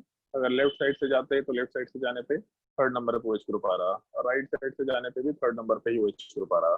तो OH के पोजिशन से डिसाइड नहीं कर सकते तो अनसैचुरेशन वाले पार्ट पे चले जाते हैं। अनसैचुरेशन वाले पार्ट में फर्स्ट नंबर पे अनसैचुरेशन मिल रहा है, आसानी से काम हो जाएगा। नंबरिंग वाला पार्ट लेफ्ट साइड से शुरू कर रहा है। 5 का कार्बन चेन, इसका मतलब पेंट, पेंट वाले पार्ट के बाद फर्स्ट पोजीशन पे अल्कीन है ईन, और उसके बाद थर्ड पोजीशन पे अल्कोहल है। तो नॉर्मली जैसे ये नोमेनक्लेचर का तरीका इसलिए यूज नहीं किया जाता है कि अगर अल्कीन भी और अल्कोहल भी हो तो दोनों का नंबर अगर बाहर आ जाएगा तो कैसे काम चलेगा, इसलिए इसको उसके पोजीशन मतलब सफिक्स के साथ ही मेंशन किया जाता है। पेंट 1 ईन 3 ऑल, ओवरऑल इनॉल है क्योंकि अल्कीन और अल्कोहल दोनों है। और अगर एल्केनॉल होता तो नॉर्मली अल्कोहल बोला करते हैं। तो अल्कीन अल्कोहल दोनों है तो इनॉल तो रहेगा, लेकिन अल्कीन का पोजीशन और अल्कोहल का पोजीशन दोनों मेंशन करते हुए काम कर रहे हैं हम लोग। उसके बाद क्वेश्चन नंबर 3 का आंसर आदित्य आर्यन, बताइए।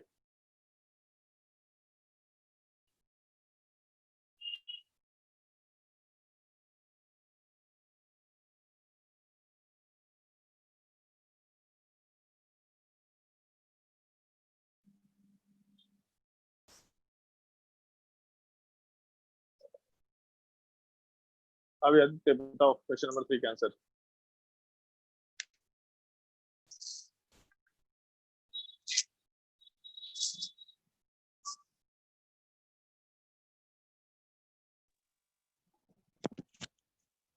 Hep 286 अरे तेरा शाम में भी नेट नहीं चलता, दिन में भी नेट नहीं चलता है, ऐसे कैसे चलता है काम तेरा? आवाज छोड़िए नहीं आया सर। क्लियरली।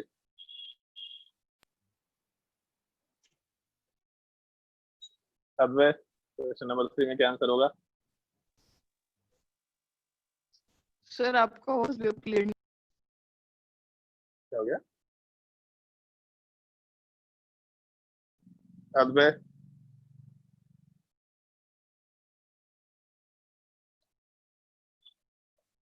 नाम भूल गया। नाम भूल गए हैं, भूल क्यों गए हैं? ऊपर लिस्ट नहीं नोट किया था जी, जो बोले थे नोट करना है लिस्ट? नहीं सर। एकदम आलसी आदमी है सब।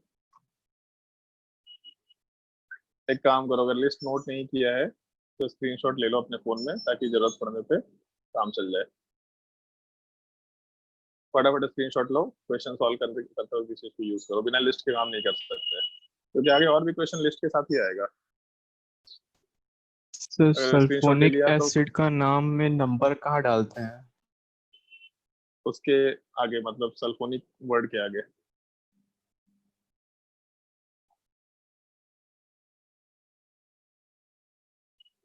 लेते जाओ फटाफट स्क्रीनशॉट लेते जाओ।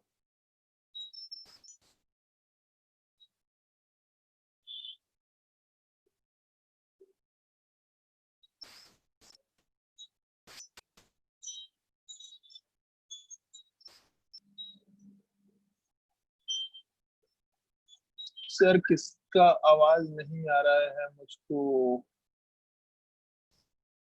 हेप टू ओइक 6 ऑल। हेप टू ओइक क्या होता है?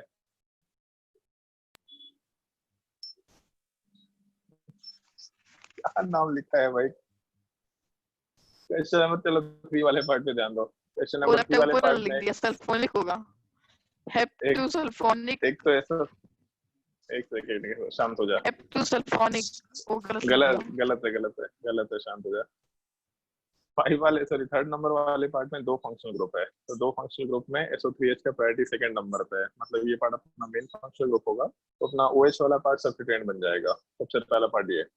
एक बार OH अगर सब्स्टिट्यूएंट बन गया तो इससे कोई हम लोग को लेना देना नहीं है अब, और पेरेंट्स इन एक ही यहाँ दिख रहा है, तो इसलिए चलो ठीक है, इसमें तो जिंदगी आसान है। नंबरिंग में दिख रहा है कि हम लोग मेन फंक्शनल ग्रुप को लोएस्ट पॉसिबल नंबर देने की कोशिश करेंगे, तो इस केस में लेफ्ट साइड से नंबरिंग देने पे 2nd नंबर पर अपना नंबरिंग आ रहा है। तो 7 का कार्बन चेन है, इसका मतलब नोमेनक्लेचर में हम लोग हेप्ट वर्ड यूज कर सकते हैं, और क्योंकि अल्केन है तो आराम से अल्केन का एन यूज कर सकते हैं। फिर उसके बाद सल्फोनिक एसिड वाला पार्ट 2nd पोजीशन पे है, तो heptane two sulphonic acid word use करेंगे, और ये जो 6 नंबर का OH ग्रुप है ये अब सब्स्टिट्यूएंट बन गया, इसके 6 पोजीशन पे OH वाले पार्ट का सब्स्टिट्यूएंट नेम हाइड्रोक्सी आराम से मेंशन कर सकते हैं, तो 6 hydroxy heptane two sulphonic acid complete nomenclature mention किया जा सकता है। और हेप्ट वर्ड यूज मत करना, हेप्टेन वर्ड यूज करना होता है। क्वेश्चन नंबर 4 ट्राई करो। किसी को कोई डाउट होगा तो आराम से पूछते जा सकता है। एक्चुअल में नोमेनक्लेचर में जैसे सब्स्टिट्यूएंट का, सॉरी फंक्शनल ग्रुप का नोमेनक्लेचर जो होता है बहुत कॉम्प्लिकेटेड नहीं होता, इससे बहुत भारी सवाल नहीं पूछा जाएगा। हम पहले ही बोल रहे हैं कि नोमेनक्लेचर में बहुत सारे रूल्स ऐसे हैं जो शायद हमको खुद भी नहीं पता, बहुत सारे स्ट्रक्चर्स हो सकते हैं, बहुत तरह के रूल्स हो सकते हैं, तो हम कभी भी कोई बहुत कॉम्प्लिकेटेड सवाल नहीं देखे इस केस में, बड़ा सिंपल। इनफैक्ट जो हम लोग रूल्स की बात करते हैं उसमें पहला, दूसरा, तीसरा, चौथा रूल तक बात करते हैं, उसके आगे रूल्स की जरूरत भी नहीं पड़ती है, तो बहुत कॉम्प्लिकेटेड सवाल नहीं आएगा, सिंपल सिंपल टाइप के सवाल आएंगे जिसमें लोग नॉर्मली गलती कर सकते हैं। साइक्लिक स्ट्रक्चर में कुछ पॉइंट्स है जिनका स्पेसिफिकली ध्यान रखना होता है, उन केसेस में लोग गलती किया करते हैं, तो नॉर्मली ये सब नोमेनक्लेचर में इसलिए धीरे धीरे एग्जांपल्स के साथ करा रहे हैं। सबसे मेन पार्ट अपना फंक्शनल ग्रुप वाला पार्ट है, इसका नोमेनक्लेचर इनफैक्ट 12th का क्लास के बोर्ड के एग्जाम में फिक्स होता है, 12th क्लास के बोर्ड में एक सवाल आता ही आता है। और एक और तुम लोगों को पैटर्न बता दिया करते हैं, जब तक लोग क्लास 12th में जाते हैं तब तक नोमेनक्लेचर भूल जाते हैं, तो भी जब हम रिएक्शन मैकेनिज्म पढ़ाते हैं तो हम रिएक्शन मैकेनिज्म के टाइम पे रेगुलरली बार बार सवाल पूछा करते हैं नोमेनक्लेचर का, ताकि कुछ कुछ याद आता रहे, और लोग भूल ही जाते हैं, क्यों ना भूल जाते हैं।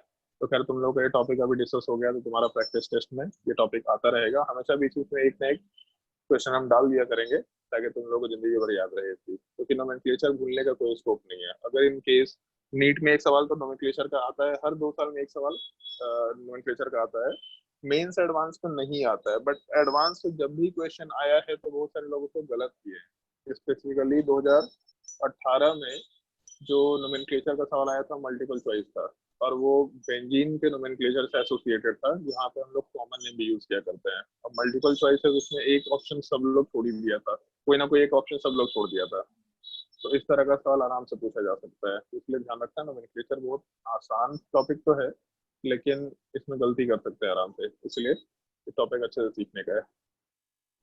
चलो क्वेश्चन नंबर 4 वाले पार्ट पे ध्यान देते हैं। पेरेंट चेन वाला पार्ट ये होना चाहिए, क्योंकि मेन फंक्शनल ग्रुप SO3H है, तो ये OH वाला पार्ट अपना सब्स्टिट्यूएंट बन जाएगा। और उसके बाद पेरेंट चेन सिलेक्ट करते वक्त वैसे पेरेंट चेन की बात करते हैं जहाँ पे फंक्शनल ग्रुप भी कवर हो जाए और अनसैचुरेशन वाला पार्ट भी कवर हो जाए। तो पेरेंट चेन कवर में मेन फंक्शनल ग्रुप कवर करते हुए अनसैचुरेशन कवर किया, तो ये अपना सब्स्टिट्यूएंट सॉरी पेरेंट चेन बन गया। और एक बार ये पार्ट पेरेंट चेन बन गया तो ये पूरा पार्ट अपना सब्स्टिट्यूएंट बन जाएगा। मतलब बेसिकली अब OH वाला पार्ट एक कॉम्प्लेक्स सब्स्टिट्यूएंट का पार्ट है।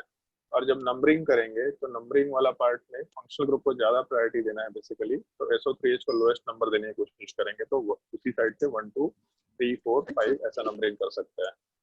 तो 5 का पेरेंट चेन, इसका मतलब पेंट के 4th पोजीशन पे अल्कीन है तो पेंट के बाद 4th पोजीशन पे इन, उसके अलावा सेकंड पोजीशन वाले पार्ट पे सल्फोनिक एसिड है, तो सेकंड पोजीशन पे हम लोग आराम से सल्फोनिक एसिड 2 सल्फोनिक एसिड लिखते हुए काम कर सकते हैं। और कॉम्प्लेक्स सब्स्टिट्यूएंट का जब नोमेनक्लेचर करेंगे तो नंबरिंग वाले पार्ट में पेरेंट चेन से अटैच्ड कार्बन नंबर 1 बनेगा और यहीं से पेरेंट चेन शुरू होगा और सब्स्टिट्यूएंट वाले पार्ट के लिए। तो 1 2 3 4 5 6 का पेरेंट चेन है, इसका मतलब हेक्सेन। और हेक्सेन के 4th पोजीशन पे OH ग्रुप है, इसका मतलब 4th पे हाइड्रोक्सी लिख सकते हैं हम लोग।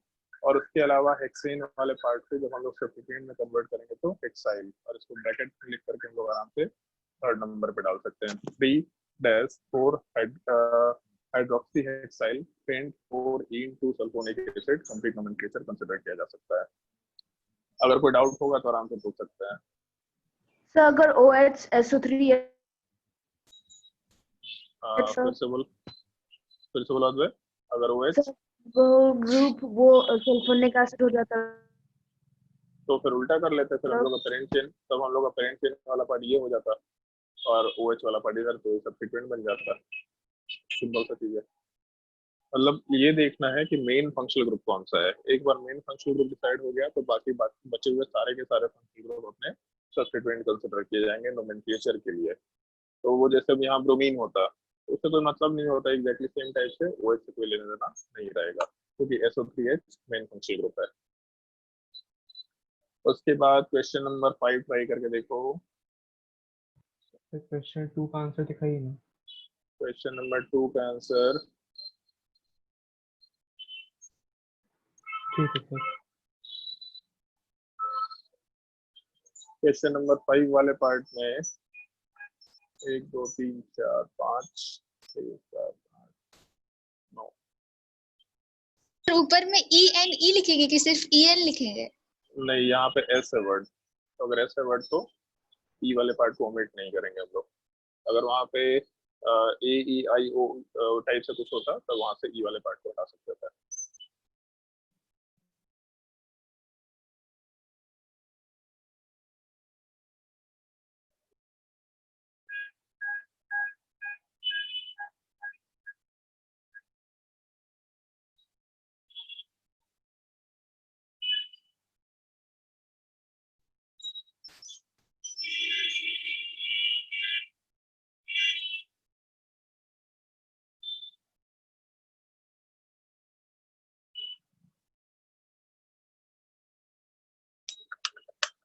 ट्राई करो सवाल।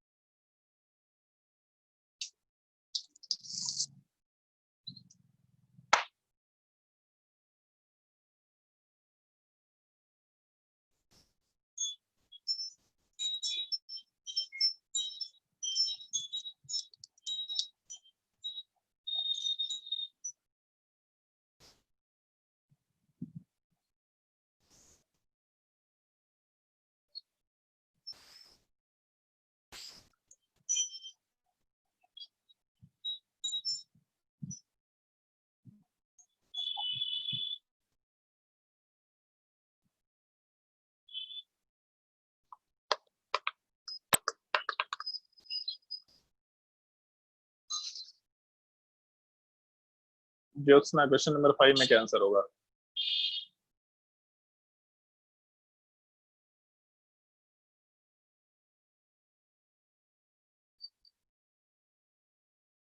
दो कीटोन है तो इसमें कैसे करेंगे? 2 कीटोन है तो डाइऑन लिखो और दोनों का पोजीशन मेंशन करो।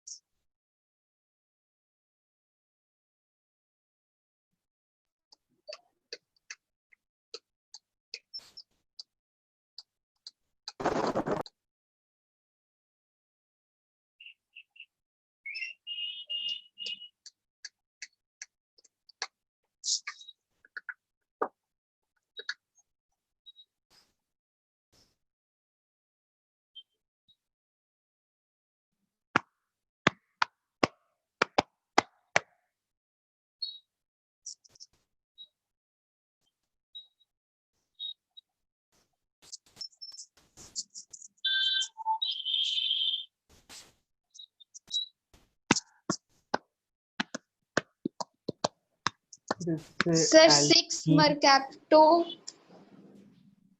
6 मरकैप्टो 1 2 3 4 5 नहीं 6। सर रुकिए 7 हाइड्रोक्सी 6 एक मरकैप्टो 5 प्रोपाइल एक minute 7 hydroxy 6 mercapto 6 mercapto 5 propyl 5 propyl नोनेन 2,4 डाइऑन। तो छूट ही गया। अमीनो। अच्छा हाँ अमीनो भी छूट गया। यहाँ तो पे बाद फंक्शनल में ग्रुप आप मेंशन किए थे सर, बाद में शायद हम लिखे ही नहीं। कुछ भी है ऐसा थोड़े ना है। शुरू से मेंशन क्यों है भाई? सबसे पहले तो NH2 डाले थे। एक तो अपने पास टोटल 5 फंक्शनल ग्रुप है। 5 फंक्शनल ग्रुप वाले पार्ट में 2 कीटोन है और प्रायोरिटी टेबल के हिसाब से कीटोन ही मेन फंक्शनल ग्रुप है, क्योंकि NH2 11वें नंबर पे था, SH 10वें नंबर पे था और OH वाला पार्ट हम लोग के 9वें नंबर पे था और कीटोन वाला पार्ट 8वें नंबर पे था। तो ये अपना मेन फंक्शनल ग्रुप बन जाएगा। तो SH NH2 और OH ये तीनों के तीनों पार्ट अपने सब्स्टिट्यूएंट बन जाएंगे। तो मेन फंक्शनल ग्रुप हो गया, सब्स्टिट्यूएंट वाला पार्ट हो गया। जब नंबरिंग करना शुरू करेंगे तो ऑब्वियसली इसी साइड से नंबरिंग कर सकते हैं हम लोग 5 6 7 8 9 और एक बार पेरेंट चेन डिसाइड कर लिया तो ये वाला पार्ट जो हम लोग का ये क्या बोलते हैं सब्स्टिट्यूएंट हो जाएगा, क्योंकि वैसे भी पेरेंट चेन वाले पार्ट में हम लोग ये हॉरिजॉन्टल वाला पार्ट लेना पड़ता। Longest carbon chain with maximum number of main functional group including maximum number of unsaturation. तो अनसैचुरेशन तो नहीं है, मेन फंक्शनल ग्रुप कवर हो गया था, लेकिन नीचे जाने पे 3 कार्बन, राइट साइड में जाने पे 4 कार्बन, ये अपना पेरेंट चेन है।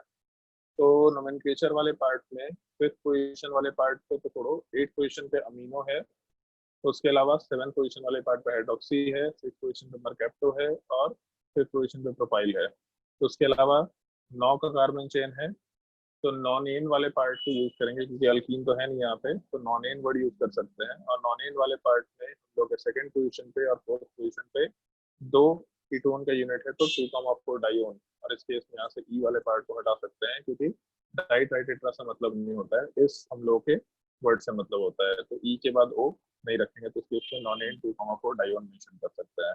और सबसे पहले अमीनो, फिर हाइड्रोक्सी, फिर मरकैप्टो और प्रोपाइल वर्ड मेंशन किया जा सकता है। उसके बाद क्वेश्चन नंबर 6 अनूप। हाँ अरविंद बोलो, क्या डाउट है? सर जो पिछला वाला क्वेश्चन था उसमें 5 नंबर। जो हम लोग मतलब करते थे एल्कीन और एल्काइन का नोमेनक्लेचर, उसमें हाँ। डाई अगर रहता था फिर ए ऐड करते थे, इसमें नहीं करते। हाँ यार ऐसा तो नहीं कर रहे हैं हम लोग, क्योंकि ये पार्ट जो है ना, ये हम लोग का प्राइमरी सफिक्स है जो वर्ड रूट के पीछे लगा रहता है। इसमें डाइट्राइटेट्रा होता है तब हम लोग यहाँ पे ये लगाते हैं। बट हम आज तक शायद हमको नहीं ध्यान है, जैसे हम चेक कर लेंगे इस चीज को। अगर उसके पीछे वाले में सेकेंडरी सफिक्स में अगर डाइट्राइटेट्रा है तो यहाँ पे ए वर्ड नॉर्मली शायद हम नहीं देखे यहाँ तक। ठीक है, अगर प्राइमरी सफिक्स में है तो उस केस में ए लगाया करते हैं, लेकिन अगर सेकेंडरी वाले पार्ट में है तो उस केस में ए वर्ड यूज नहीं किया जाता है। इसमें ई क्यों नहीं लिखे हैं? इसमें क्योंकि यहाँ नोनेन के डाइट्राइटेट्रा से मतलब नहीं है, इस वर्ड से मतलब है, इसलिए ई नहीं रखे हैं।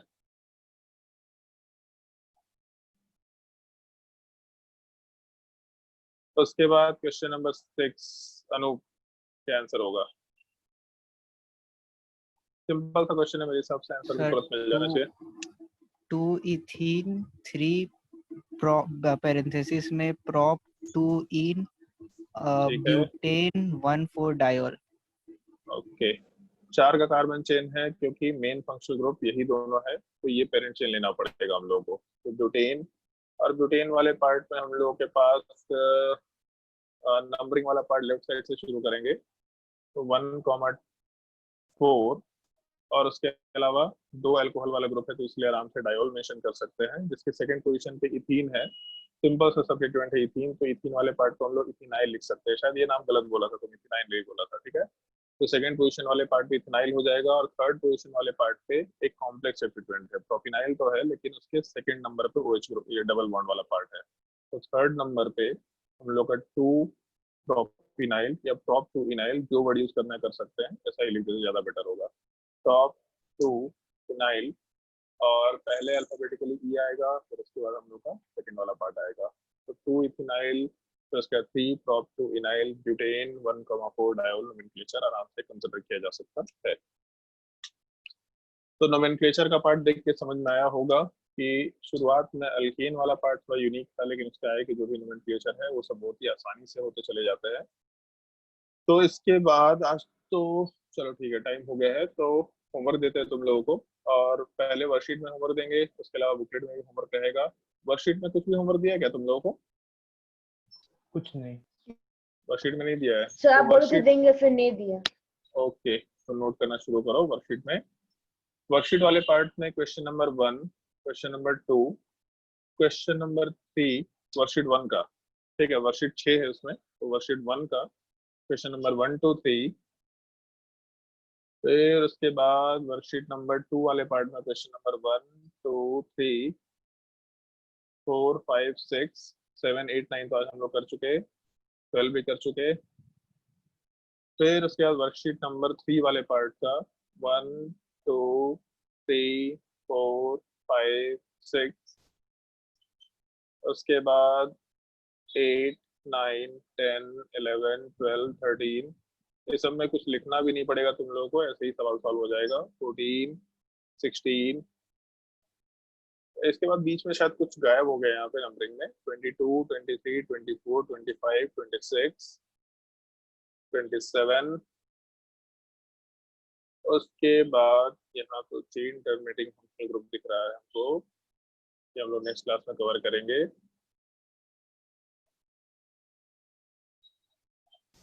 सर ऑप्शन क्यों नहीं दिए? ऑप्शन क्यों नहीं दिए? क्योंकि सब्जेक्टिवली सीखना है इस चीज को, हर चीज को ऑप्शन ही चाहिए जिंदगी में तुमको।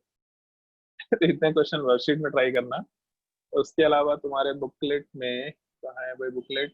ओके, बुकलेट में एक्सरसाइज 1 में हम लोग ये सब तो क्वेश्चन कर ही चुके हैं, A1 A2 A3 A4 A5 A6, उसके अलावा A7 B1 B2 B3 B4, C1 दे चुके थे शायद से, C2 दे चुके हैं, C3 C4 दे चुके हैं, C5 C6 दे चुके हैं, C7, हाँ, और D1 D2 होमवर्क दे चुके थे, शायद तुम लोगों को कोई डाउट नहीं था इसमें। उसके बाद नोमेनक्लेचर में F1 F2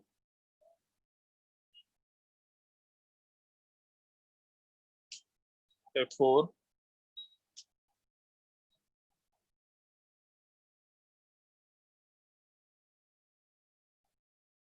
बाकी चेन टर्मिनेटिंग हो जाएगा फंक्शनल ग्रुप के। सब्जेक्टिव में क्या क्या होमवर्क दिया है एक बार फिर से बताना कोई? सब्जेक्टिव में क्वेश्चन नंबर 1 दे रखा है ना? Yes sir. 2 no sir. 2 नहीं दिया है?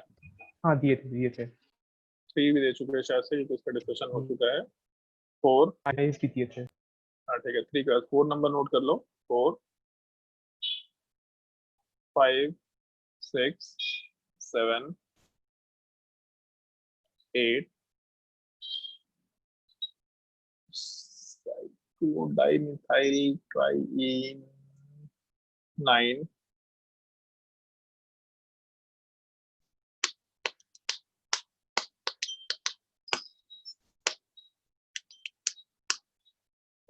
क्वेश्चन नंबर 12 में ए पार्ट, बी पार्ट और डी पार्ट।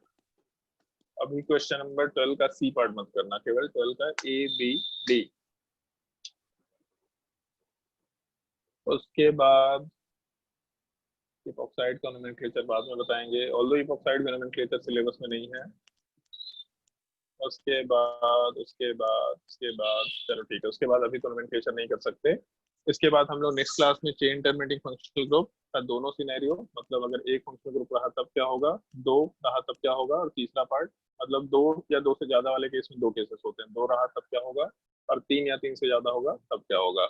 उसके अलावा फिर हम लोग का इसमें तो ज्यादा टाइम नहीं लगेगा, बड़ा ही सिंपल सा चीज है। तो इसके बाद हम लोग नोमेनक्लेचर वाले पार्ट में एनहाइड्राइड का नोमेनक्लेचर कैसे कर सकते हैं इस चीज का डिस्कशन करेंगे हम लोग। इसके अलावा ईस्टर का नोमेनक्लेचर कैसे होगा, इसका भी शायद से डिस्कशन नेक्स्ट क्लास में हो जाएगा। और इसके बाद फिर हम लोग आराम से ईस्टर हो गया अगर, तो इसके बाद अमाइड आना और अमाइन वाले पार्ट का नोमेनक्लेचर, उसके बाद साइक्लिक कंपाउंड और फिर बेंजीन रिंग वाले पार्ट से एसोसिएटेड नोमेनक्लेचर। तो मेरे हिसाब से 2 लेक्चर में ये टॉपिक पूरा कंप्लीट हो जाएगा। उसके बाद फिर हम लोग नेक्स्ट टॉपिक पे आराम से मिल कर सकते हैं। किसी कोई डाउट है तो आराम से पूछ सकता है। सर नेक्स्ट टॉपिक क्या? नेक्स्ट टॉपिक तुम लोग बता दो क्या पढ़ना है, यूसी पढ़ना है, आइसोमेरिज्म पढ़ना है? चलो पहले आइसोमेरिज्म कर लेंगे। पहले आइसोमेरिज्म में स्ट्रक्चरल आइसोमेरिज्म करेंगे, फिर उसके बाद ज्योमेट्रिकल आइसोमेरिज्म, कन्फर्मेशनल आइसोमेरिज्म और ऑप्टिकल आइसोमेरिज्म, फिर जीओसी, और उसके बाद एक छोटा सा आइसोमेरिज्म का टॉपिक रह जाता है टॉटोमेरिज्म। जीओसी वाले पार्ट के बाद टॉटोमेरिज्म डिस्कस कर लेंगे, ठीक है? और कोई डाउट किसी को पूछना है बताओ। चलो ठीक है, तो फिर आज के लिए क्लास यहीं पे एंड करते हैं, नेक्स्ट क्लास में मिलते हैं।